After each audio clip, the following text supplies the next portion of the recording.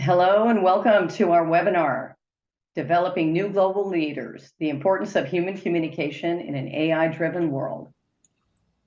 We are your sponsor, Clarity Consultants, and I'm Brenda McNabb, our VP of Services and Development. Our guest today delivered an in-person talk on this topic at this year's ATD conference in New Orleans, and we have repurposed his presentation for this webinar.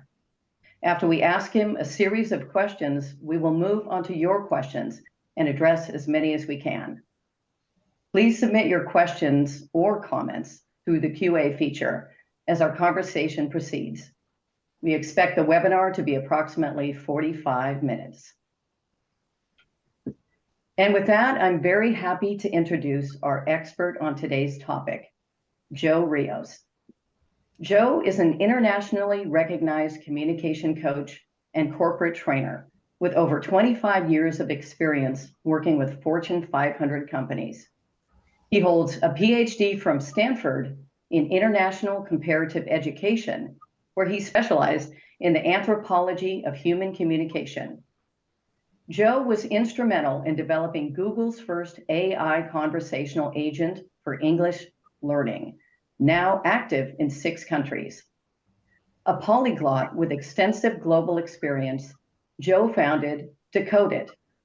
As CEO, he empowers individuals to cultivate crucial communication skills for thriving in our AI-driven world.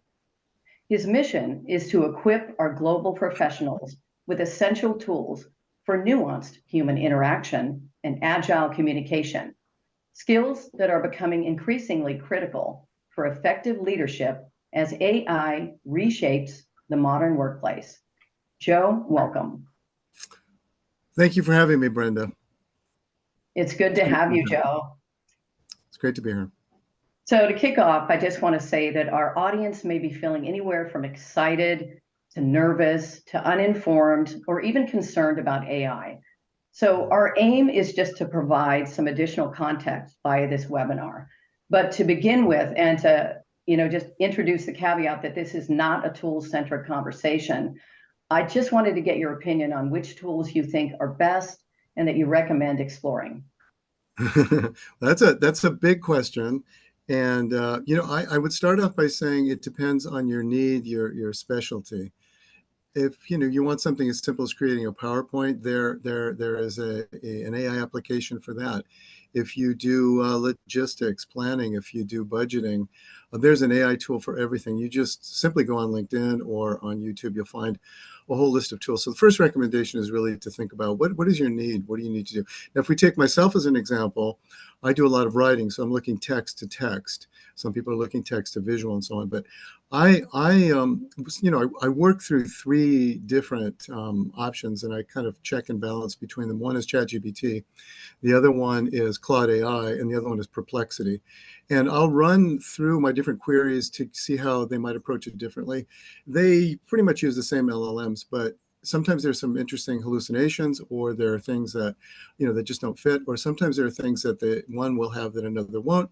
And because I'm looking for sourcing all the time, some of them will be more up to date, and in some cases more willing. That is to say, they've allowed for an option to pull in a source. They might even have a synopsis of something that I want to know about more than another. So I triangulate that way, and that's what I do. So I don't know if that helps or answers that question. No, I thought it was important to get your ideas on the tools, because we're going to be talking about a different aspect of the topic today, but it's real personal.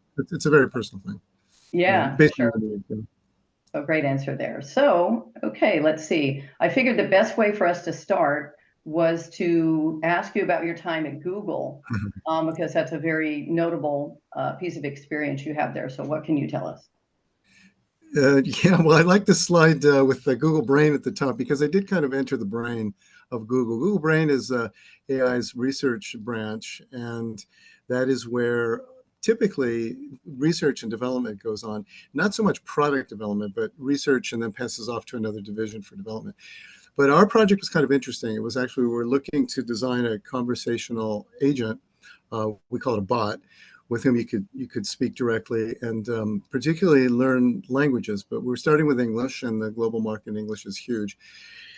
So I was there in the first generation, kind of the ground level, designing content. And I learned very quickly that, well, a term was used about me, and I hadn't really heard it before, called the human in the loop. And that is pretty much something that's stuck. And I think that's part of the reason that the foundation actually of the talk I gave in New Orleans was built upon that notion.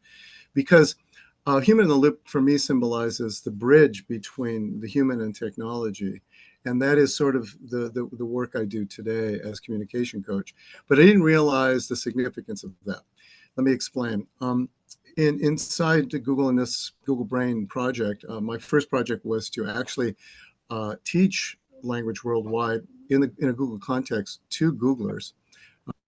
And then from that, the engineers would observe that data, look at technique, style, coaching to start training the bot in techniques that were beyond the LLM model. They were more the visuals and the actual tonality of my voice and things like that. So I was doing that as teacher. I was also doing researcher with the user. I was writing content that I thought would be effective pedagogically with them as learners, and then testing it on them. I was doing this in Spanish and English and whatever else we needed to do. And then we would work on iterations, user interface, and try and perfect what a typical user would really want to see, how they interact with it best. You know how this works. And then also looking at hallucinations, any problems where the language went off, and managing all that. So the human in the loop really, by the end of that project, my work on it, I realized was really someone who was the interface between all these different nodes of technology, actually trying to humanize technology. Oh, But interesting. create a product, right? Yeah. Create a product that's, well, we all know this intuitively, right? But I experienced it in a way that after a while I realized, wow, this is interesting.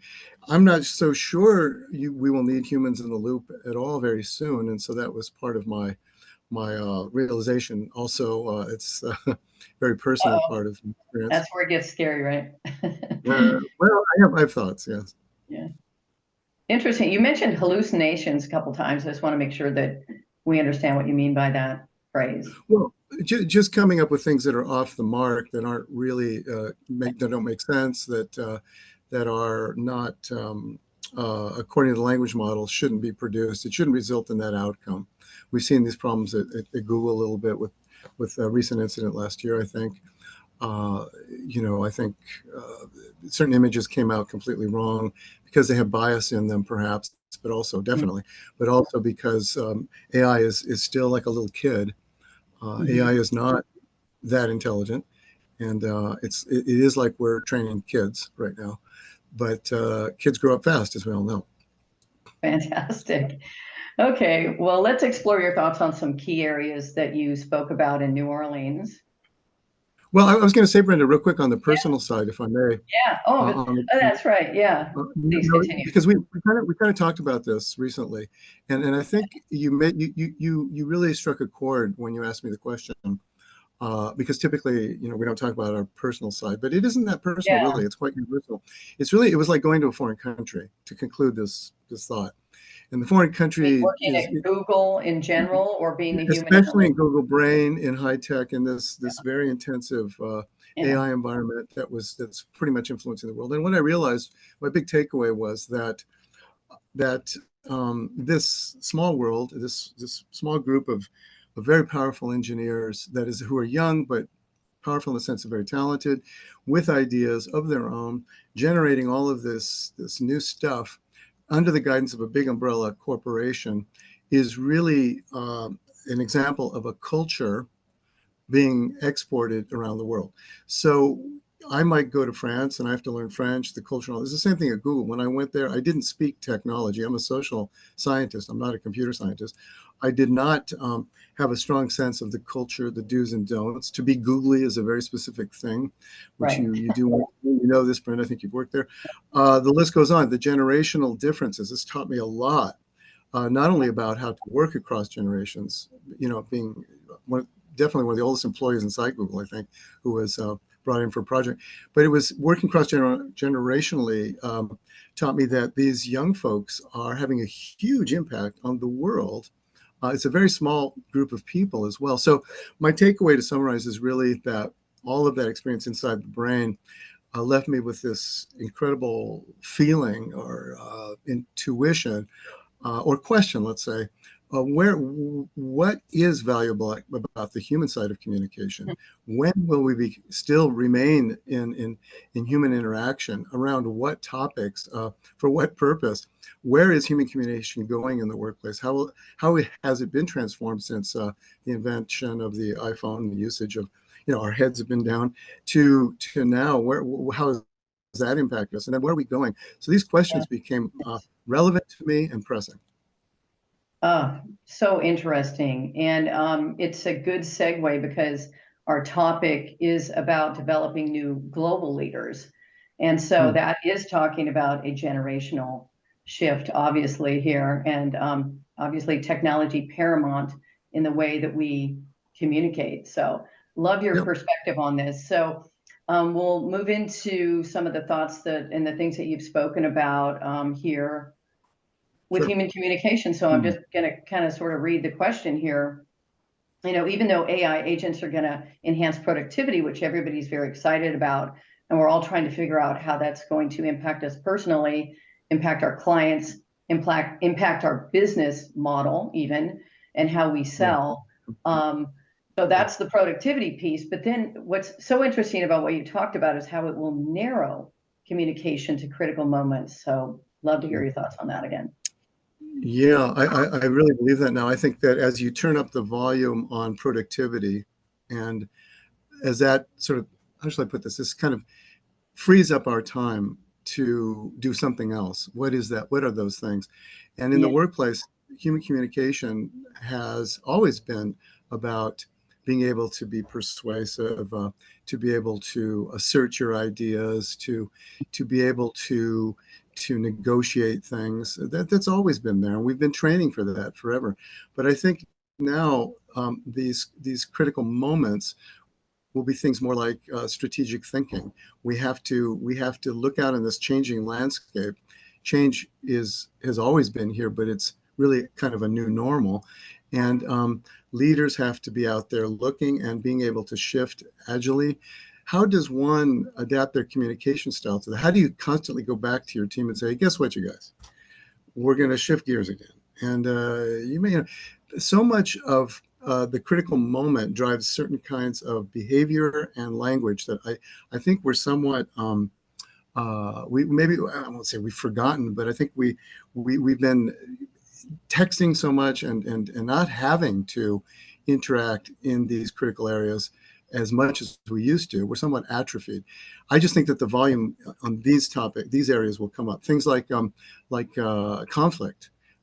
Even if you have good customer management tools that are AI driven, I read about this bank yesterday that's just thriving end to end, working with ChatGPT, just doing brilliant things with their AI customer service. The customers prefer the bot over the human, but there are going to be times when things escalate. You'll still need the human to resolve conflict. How are you going to talk? Who's going to be able to do that? You have ethical issues that are going to come up. We're going to have to be able to be assertive and express our opinions. What is it that we really believe in? Our humanity, I would argue, is going to be challenged in new ways, and it will require us to be more articulate and assertive than ever before. It's interesting that the areas of communication that you talk about, they seem to be leadership qualities to me, being able to present an idea, to have strategic thinking. But I think what you're asserting here is that everybody's going to need to be able to do that. And it takes me back to my time at Google, where you'd end up in a meeting and there'd be senior VP. There'd be a lot of people in there, you didn't know who they were. Everybody was kind of dressed in sweatshirts and whatever. And, if you didn't have something to say or something to add to the conversation, then you weren't, you're just sort of taking up space. So it makes me think of this generational thing where there's a tendency to communicate via text, but when you have to assert yourself verbally as an employee or a leader, you're saying that that's even becoming more important as it's atrophying. Did I hear you right? Great. That Right, so, exactly. The gap will be more present, prescient, and relevant. And you made me think of this important point in my work, and I think we all know this now, and especially in the era of AI, we are all leaders. It's going to be assumed, what that term leadership is just very poorly defined and limiting. It's that's going to change radically. It is changing. It's per exactly what you said. Everyone in the room is and should be valued for their point of view at the table. We all know this, but mhm. we're still living in very hierarchical organizations, depending on the industry, for some very good reasons. I think it gets the work done faster in some cases, but I just think we're going to move if you have fewer people that are AI is taking over certain kinds of work, and those in the room are really going to have to be articulate, outgoing, confident in the way they speak, and for me, the key is really knowing the language playbook that you need. This is undervalued and underestimated. It's we don't pay enough attention. We take it for granted, and we'll get into this. If you bring this up later about what I talked about in New Orleans about the global perspective, is that non-native speakers really have to up their game as well. But it's more like how much do we try as native speakers who assume so much about the language we use are going to reach out to help them. So to your point, it's cross generation, cross cultural, all these things. Everyone's going to be stepping up and being validated or acknowledged for their opinion. Very interesting. Thank you. So, as you know, there's a lot of talent development people listening, or that will be listening to the recorded version of this. So they obviously want to know, because their job is to take directive to the betterment of the organization. So, how do they best develop into these deeper communication skills that are becoming more and more important, in particular for the younger generation? So, just to be specific here, Joe, you do a great deal of classroom training, and we can get into this with the last question, then we'll move on to the audience Sure. questions here. But Sure. things that you might introduce into a training program, you can either address that here or in the next slide. I'd say three big things come to mind. One is cross generational mentorship, and it works both ways. Both ways. Another one is what I call hot seat coaching, where you put the person who you're training in the hottest seat possible under a conflict, and they have to think spontaneously to work out what to Yeah. say, and then you help them and you break it down, and you work it Mhm. out as a group and as a team. You kind of even incorporate that into your feedback. How well can you perform under conflict? These things are going to become very important. So actual testing and trying, and then I think the other big thing for us boomers is just to be quiet and listen. I was waiting for that one. Yeah. I think Yeah. I'd wrap it up with those three points for your group here. Okay, Um, fantastic. And I can just, feel the audience, with this hot seat thing. I think a lot of people in learning and development can be very support oriented people in general and empathetic. So that sounds like it would need to really be designed in a way where you create safe yeah, space. yeah, no, and the hot seat thing is not aggressive, and it's certainly not meant to be passive aggressive. It is really an instance where you create role play where you have to do the very thing that sooner or later you're going to have to do in the real context. Much Nice. better doing it with your close friends and colleagues. Any of us who've done any kind of speech training, improv, anything like that, the moment of truth is really when you're on stage. But you have time to practice in very safe conditions. I think that's going to be not a fast track, but just a gradual process. So I'd love to elucidate that for anyone that has questions. Yeah, interesting. Thank you so much. All right, so obviously communication impacts the global economy, to say the least. I mean, it's communication sort of a bedrock. So this question is just speaking more about creating cross-cultural communication, which I think you touched on a bit earlier. Yeah. I think we know enough to know that the norms, values, and beliefs of a culture really drive the behavior and the way they talk. So two Yeah. big directions come up in communication. One is direct and indirect speech. So the more you understand that if you have an employee who's quiet, it could be because of their values, their education, it could be their personality line, but it's paying attention to it.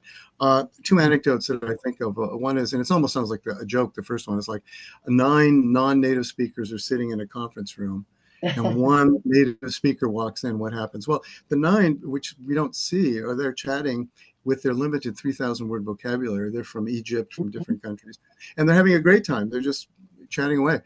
The native speaker walks in and everyone goes quiet. The Brit, the American, the Australian. And it sounds stereotypical and trivial, but there's been research done by I forget this woman who does English ESL training. She just this beautiful study on these individuals that they change. And when she asked about that, and I know from my own experience, it's often because they're afraid of what they might say that may not match the idiomatic expressions of this person and the speed of the conversation. So I think if we pay attention to the fact that our teams globally are not necessarily willing, they're perfectly capable of communicating their ideas, but there's some hesitancy to kicking that off. It's our job to pull that out in very creative ways. Secondly, I can't tell you how many of my global clients are excited about ChatGPT because it can write their emails now. They write perfect emails. And but it creates sort of what I call the imposter syndrome, the Cyrano de Bergerac syndrome, where they're going to have to go up in front of people face to face and talk. What do they do then? I think again, it's going to be about training. It's going to be about acknowledgement and support to folks who are living in an unspoken world of reality where they're maybe fearful or doubtful about how to proceed. So on one hand, we're going to be giving them all kinds of tools to help them be productive and to write and read. But then the human interaction, the one-on-one, the interpersonal is missing. Last, I want to say there are a lot of great deep learning tools out there that can actually read culture in the sense that the body language, the vocal tone, and so on to read a person. There's a couple good pieces out there. I don't remember the names right now, but they can actually read, but they do struggle with nuance, and that's kind of the work of humans. The great example is the French company will say to the chatbot interface cultural robot it has, will say, hey, look, tell this Japanese guy that I need that product ASAP. I need that report ASAP. And so the chatbot, which is culturally grounded in cultural LLMs, will translate it. And they'll say to the Japanese something like, hey, look, it would be really great at your convenience to get that report in. And then they ran this query, and the Japanese guy would say, or said, something like, I understand. And when a Japanese says, wakarimashita, I understand, you don't know what's going to happen. There's no timeline. There's nothing attached. You don't know if he'll do it. So what started out as an ASAP, very clear, got translated through the bot. So there's a lot of times these bots will fail because humans do certain things still far better than machines in the cultural realm and all realms. Very interesting. Thank you, Joe. And at this point, we want to move on to some, that's all very fascinating. So thank you. And I'm hoping that we can get some questions coming over here via the QA feature. Let's just see. So take me a moment here. Okay.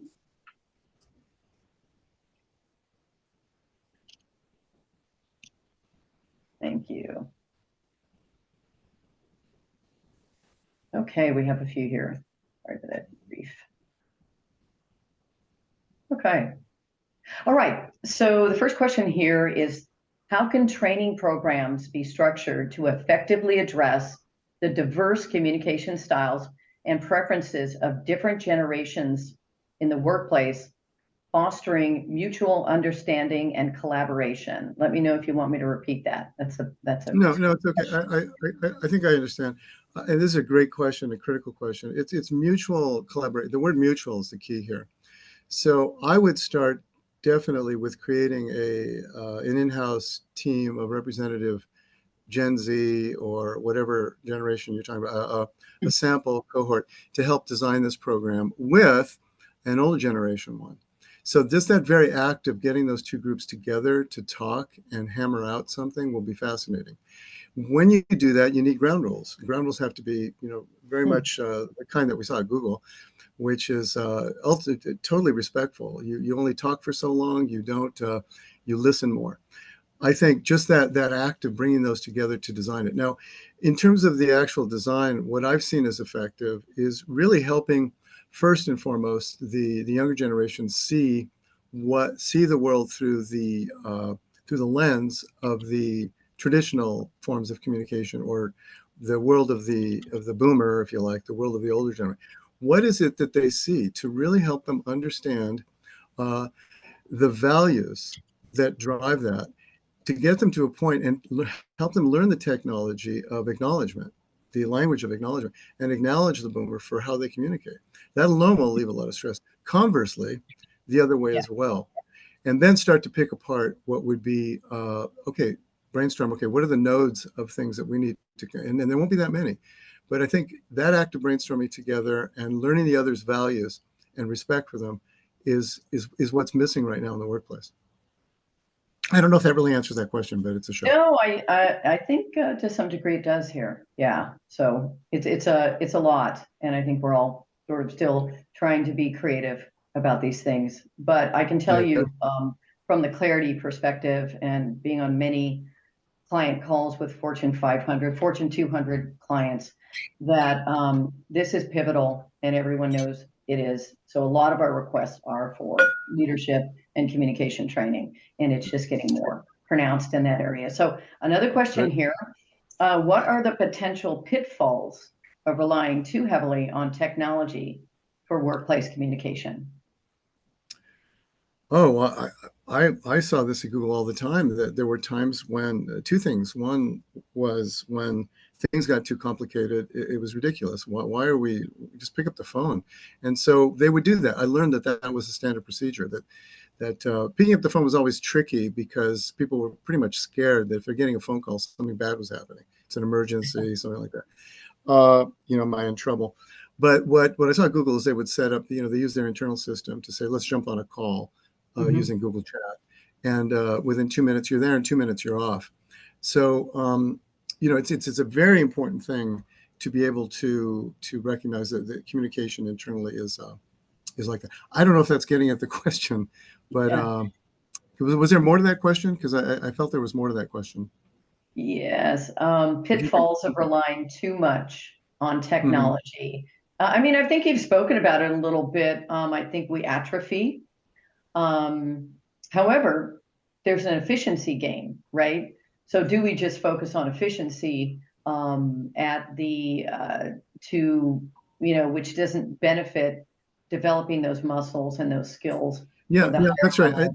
Yeah, That's the addendum piece I wanted to add, is that we lose all form of networking and interpersonality. And to me, networking is credit. Just like when you want to buy a house, you got a good credit score, you get money from the bank. Same thing with people. If you're a good listener yeah, with people, you've really connected with them wow, offline, you get that there'll be that day when you need their help with something, or you have a deadline pressing and you can push them. This is what I feel a lot of Gen Z doesn't understand, that behavior. So if you're always in your phone, you're always depending on technology, you're just pulling yourself away from the human interaction. I use the phone as an example. That's kind of a daily practice problem. But in the right. more general theoretical, more general, is this idea that we're losing our human interaction, and that is a question I pose: is that Yeah, okay, or is it not? To me, right. it's not okay. I think it's foolish. But again, as we redefine the workplace, and if it's being redefined by Gen Z will be 30% of the workforce in five Mhm. years. Then who am I to say it's wrong? These are all questions I'm posing, and it's a great question this person's asking. Right. And this kind of dovetails into it a bit, and I don't know how much you can share just sort of on the spot here, but can you provide any examples of effective conflict resolution strategies for a multi-generational team? Oh yeah, well I think it's grounded in that very idea of understanding, teaching folks some kind of training that teaches folks to understand values in another person. So to do Values. that, you really have to look at what is it that that person values, what makes them tick. I mean, you saw this with You see this in politics all the time. You see this with, you see this with corporations that really understand the needs of their customer. So if you look at the other generation as your customer rather than your opponent or your dad or your mom or your son or your daughter, Hmm. this happened to me at Google. This kid reminds me of my son. Well, it's not my son. She's an adult. Well, what am I doing? So once you just look at folks for what they're how they were raised, what do they value, then Right. you'll see what's important to them, and then you do the second thing that's critical. You frame conversation in the language of their values, and that Ah, proves that proves that you acknowledge their existence. And acknowledgement is not endorsement. It's not just because I acknowledge you doesn't mean that I understand why you might think that way because I've studied you. I've taken the time to listen to you, to understand. That is what's missing across generations. Nobody's listening. It's just like we're two opponents. To step back and get in the mind of the other and say, okay, what does this guy value? What is the language of those values? And it's language that the younger generation does not like. And the older generation not hates, that's a strong word, but is really displeased with the language of the younger generation. So that's got to stop. very interesting and very My opinion. necessary. I'm on my soapbox there. I'm sorry, but Yeah, no, no, there's my no, it's opinion. okay. I'm going to give you one opportunity at the end too to share some more of that. Okay. Trying to Sure. make sure that I convey this question properly. Mhm. Wondering if you can speak about the data that is saved in public AI systems Mhm. that can be reused for future queries, and this as it's specifically related to corporate intellectual property and personal data. So I guess personal and proprietary information being uploaded into AI systems, which then are accessed by the public. Any exposure to Well, that? Thoughts on that? not much, just my opinion. I think it's really dangerous. It's Mhm. precarious at least, and it's something Yeah, that has not been sorted out. And right. if you look at the European Union, the document they're designing around AI right now, I don't think it's completed, but they've got a good draft going. It addresses things like that Hmm. because that's just that has no end to it. Yeah. If you leave that door open, and secondly, corporations don't have any plan right now. I mean, one study I read at Microsoft was said that 70% of its employees are using AI in their own different ways, but there's no Mhm. corporate policy on the use of AI. So you don't know what they're uploading, downloading, and sharing. Really, Right. they have technologies to block things, but it's very questionable. I know at Google it was so strict on what I could move around in documents, as you know. So I think the jury's out on that one. I mean, Yeah. obviously. Interesting. Interesting. Well, I did hear a major thought leader, I won't mention names here, but mention that there's, equal energy going into protections around AI than just developing the tools. So I wonder what your exposure was to that, or if What in do you mean your protect? research. What do you mean protect? Oh, you mean like Yeah, creating some sort of protection around, these things, protective uh, yeah, I think elements. there's But a I lot wonder of about that. security. We all do. Well, if you're talking security and so on, yeah, there's a lot of shift going on. I mean, Ilya left ChatGPT. He's now has his own company. He's looking at AGI development, but he really understands the larger picture of security in that global sense, in that larger sense. ChatGPT has just shut down access to China to its product. I think security, they've been out in D.C. talking about the need. Jeffrey Hinton's been talking now about the need to really take care with the future of AI. So I think the word security is really a buzz right now, and I think Hmm. it's taking all forms. I think this fundamental form in a corporation, your data, my data. I was just reading something this morning. I didn't sign up for it. It was an app, and it very nicely disclosed how my data is going to be used, and I don't want to do that. So I said, no, I'm not taking the app. It's a good app too. I really want to know, but I'm not taking it. Yeah, So interesting. we need more of that, but there's very little government. There's a saying in Europe that says, America creates it and Europe controls it, something like that. And Hmm. that's kind of what we're good at, where we generate, generative AI. We just knock it out of the park. Generative stuff is creative. It's the stuff of America. And that's what we do. And to control that is almost anti-American. So we go as long as we can. And Mhm. then, but the controls have to be there. It's just too many loose ends. Yeah, Um, it's a delicate topic because we're always mostly working with proprietary information with our clients. And we all want to talk about the benefits and emphasize that, but we do it rather delicately because to mention it, we've actually had clients say, we don't want anybody using any AI on our project. So yeah, yeah, it's an sure. evolving topic. I do have one last audience question for you here. And it's pretty long, so hopefully I can articulate this and we can track it. You spoke about cultural training for AI communication between two cultures.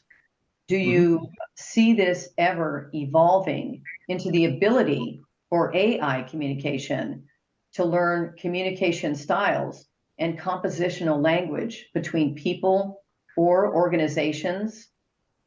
Sort of going back to what you spoke about. Yeah, absolutely. I think there's two answers to that question. Yeah. Absolutely is the first one, that yes, it will be Yeah. developed. Um, Secondly, whether it's truly nuanced and believable to the experts, I consider myself in the realm of this is an area I'm really interested in. Uh, no, but I think the first point is more important. People will be accustomed to it; they'll accept it, just like I think they're going to accept a lot of things about AI and communication and the vocal communication, the chat bot or AI assistant speaking communication, and that is to say, we're going to value it as normal, even though to many of us it won't seem normal, and I will know it's not normal. Look, to me, as long as you know you're dealing with a bot, that's fair. I mean, you see this with this bank I was talking about. I can't remember the name right now, but when you call in for customer service, it says you're going to be talking to a bot, and that's it. So it's really upfront. As long as I know I'm talking to a machine, not a human, I can work with my definition of the truth. What's the truth? What's true to me here in the sense of communication? Mhm. So, but I think where we're going is that we're willingly going to. I mean, you see this with an elderly person with a certain fuzzy animal that's run by AI in a home, in a rest home, that finds this to be their best friend. We anthropomorphize things. So I guess what I'm saying is that we're the ones who are likely to imbue machines with more communicative value than maybe they really deserve, to bridge the gap to the next place, which will be really far out, which will probably be superhuman. But in the interim, and we're likely to be satisfied with that communication when many of us will know this is a farce. For example, ChatGPT 40 has a new bot. I think the newest speaking version is coming out soon, or it's out already. They tested it, but it's formally, I think it's on your phone very soon. The way it talks to you and stuff, it's very theatrical. To me, it's over the top. It's not. But what happens is that we start to conform to that norm, and that becomes the new normal communication. And this is what I saw. I saw with my work at Google, and I was training the bot, but now the bot's training me. We're being standardized. Grammarly is a great example. Uh, I can't write something in French when Grammarly's on. I can't. It corrects me to English. I cannot. I have to trick it. And so that tendency toward conformity and acceptance of how the technology is in its limited way presenting reality, we are willingly accepting that as okay, it's good because it's faster, better, easier, and it makes Mhm. our lives interesting. It's good enough. But the truth is, cross-cultural nuance, interpersonal nuance, intergeneral is just so complex still. So, so being that the question is about, AI being able to be that filter to communicate between cultures, whether a culture speaks more aggressively and more passively or whatever the case may be, that's on the horizon, I'm sure. Oh yeah, that's But just that- but that's you still that's need just it. it's not You even a still holy need it up grail. here, right? It's just that they're there. The question is up here, Okay. and I think that up here little gap, we're going to give it away and say, okay, this is good enough, and we're going to adapt to it. We're Okay. adapting. We're We're gonna- adapting to the creations that we humans in the loop have helped Yeah. facilitate Okay. in Well, all we've our in got all our forms. Yeah. yeah, and that's the crux of it. What of the human aspect do we cling to and decide to cling to? Let's see if we can do one more question here. What is the difference between natural language processing, NLP, and large language model, LLM? Is this, Well, I I'm can't not an answer the expert. question. You know, I'm not an expert in that, but natural language processing is really replicating the way you and I talk right now, Okay. creating, a database of, and the study of NLP has been around for a long time, just looking at how humans naturally communicate, what we're doing right now, right? And then what you want to do is feed that into a large language model. You want to create a language model that has all these examples layered. And what's unique about the LLM model, especially the transformer model that was created out of Google 2017, whatever, is that it feeds back and teaches itself. So when it gets to the end, if it's not really giving you the answer it wants and there's more queries, it'll say, okay, it'll lower that value and say, okay, that wasn't a good answer, and it'll teach it itself.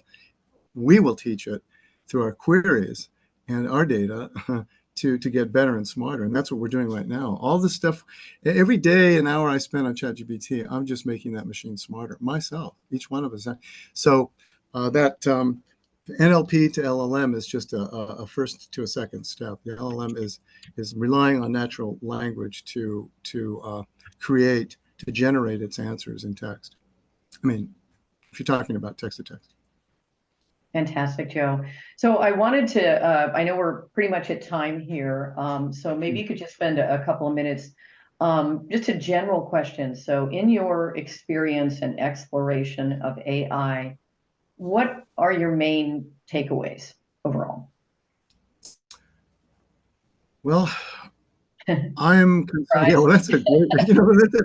So we throw a That's a curveball lot. at you at the end here. I'm trying to be as concise as possible here. Yeah, I think my biggest takeaway is that we are giving up a lot of our rights and sensibility to interpersonal human communication as we go voluntarily in the name of things being faster, better, more efficient. We're creating a world that's more and more perfect when the beauty in the past and challenge of being human is being imperfect, making yeah. mistakes, suffering, all of these things. So if you look at bioengineering, someday we'll be able to make the perfect baby. It's not far off.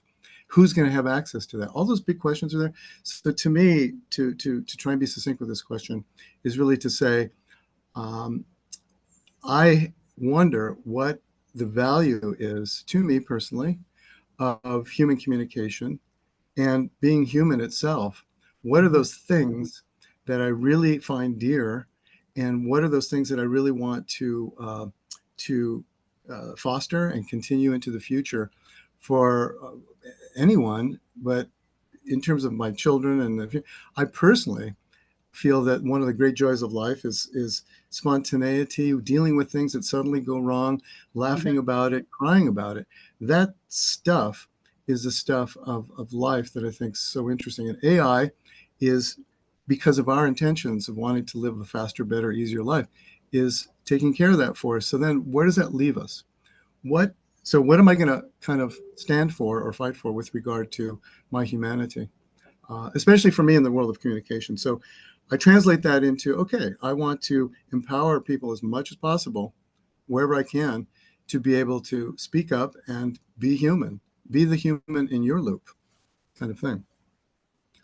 That's excellent, Joe. And it reminds me of your company and what your objective Oh, is around uh, giving people the tools to be communicative, assertive, agile, which is what we need, especially as boomers, right? yeah. Yes.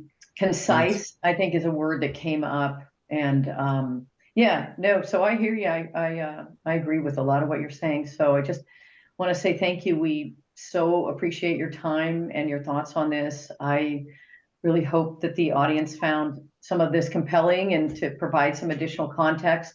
And for our audience, I want to say that a recorded version of this webinar will be available on the Clarity Consultants website.